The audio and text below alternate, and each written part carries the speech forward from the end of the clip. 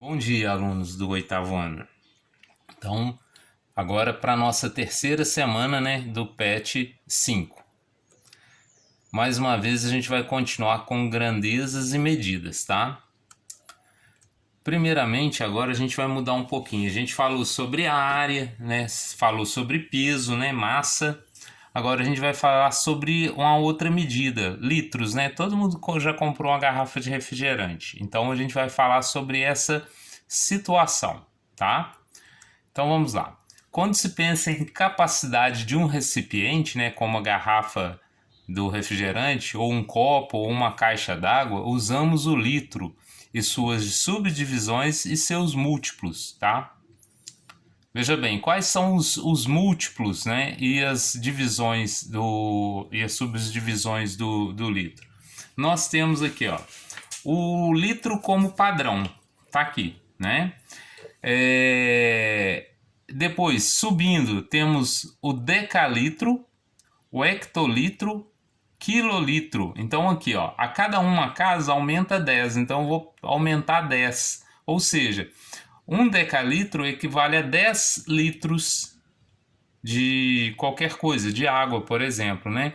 Então, se eu subir mais uma casa, né, ó, o hectolitro equivale a 100 litros de qualquer líquido, né?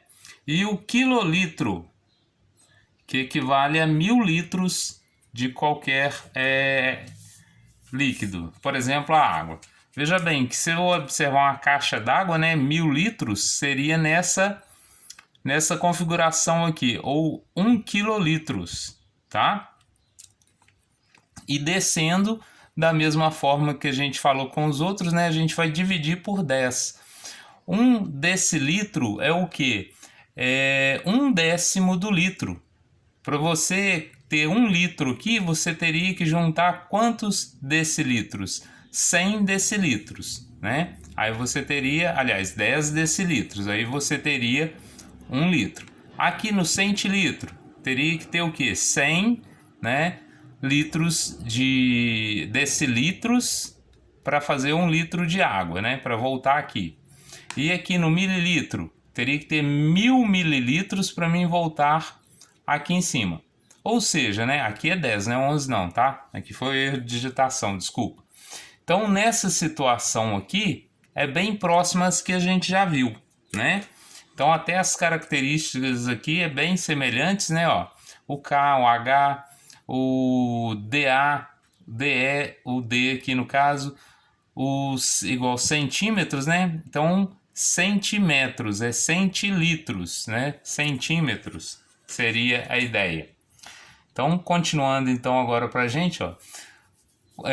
Com as outras grandezas, a transformação de unidades se comporta da mesma forma. Veja, igualzinho a gente fez com as outras, olha.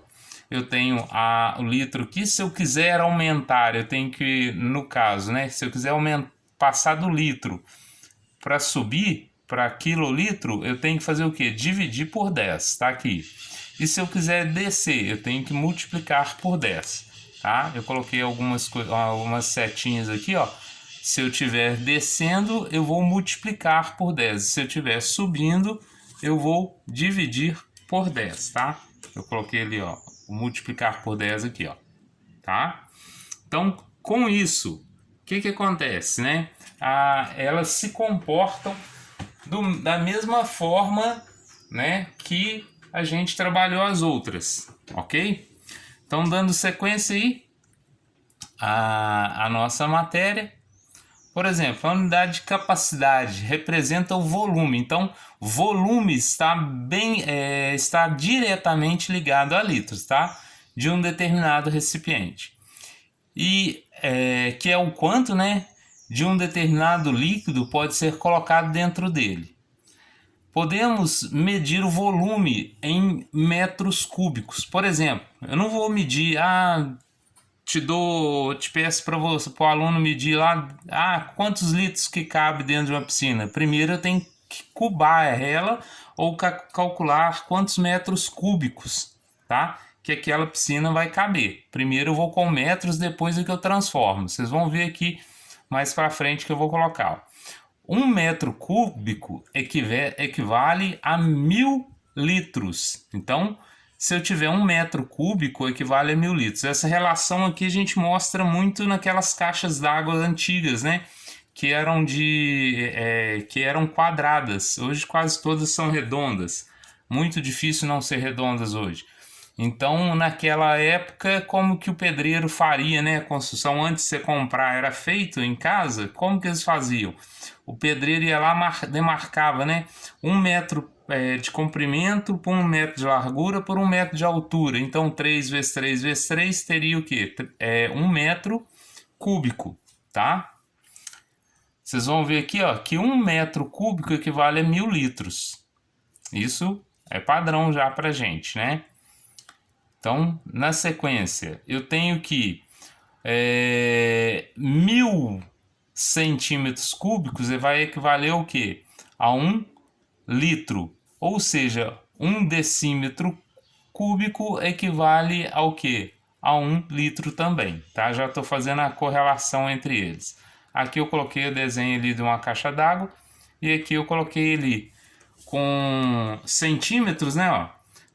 Por que centímetros cúbicos? Porque eu pego 10 vezes 10, 100 vezes 10, 1000 centímetros cúbicos, tá? Então, 1000 centímetros cúbicos vai equivaler numa garrafinha o quê? A 1 litro.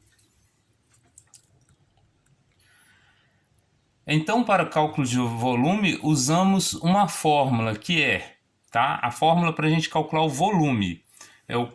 No caso, em metros cúbicos ou centímetros cúbicos, né? Eu tenho o comprimento vezes a largura vezes a altura daquele objeto, tá?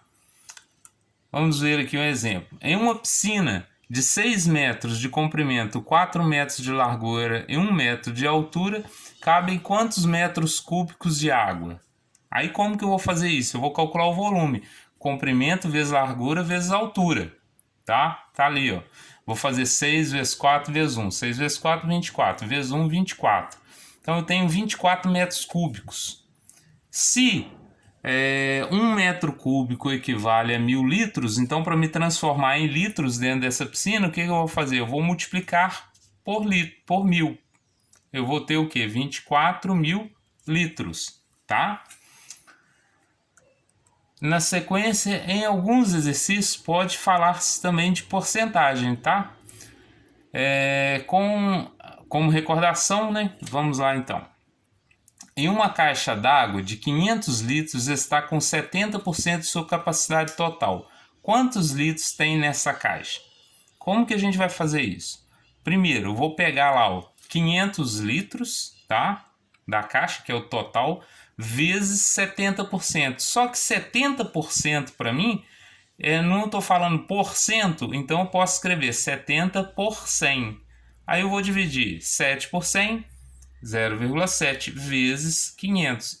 Encontrei qual o valor?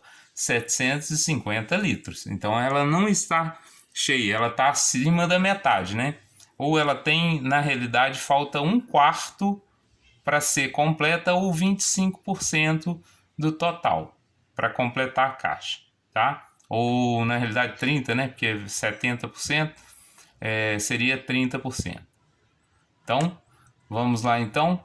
Então, esses foram as dicas, né? Para vocês fazerem os exercícios, tá? Da semana 3 do PET 5. No PET 5, nós vamos ter o quê? Página 26 e até a 28, o exercício de 1 a 7, tá? Segue bem essas informações que eu passei para vocês, que fica fácil o desenvolvimento da matéria, tá? Resolva os exercícios e mandem para mim. Vocês já estão cansados de saber como que funciona, né? Tenta mandar dentro da semana para não ter atraso com as outras atividades. Um abraço, até daqui a pouco que eu vou iniciar a próxima aula.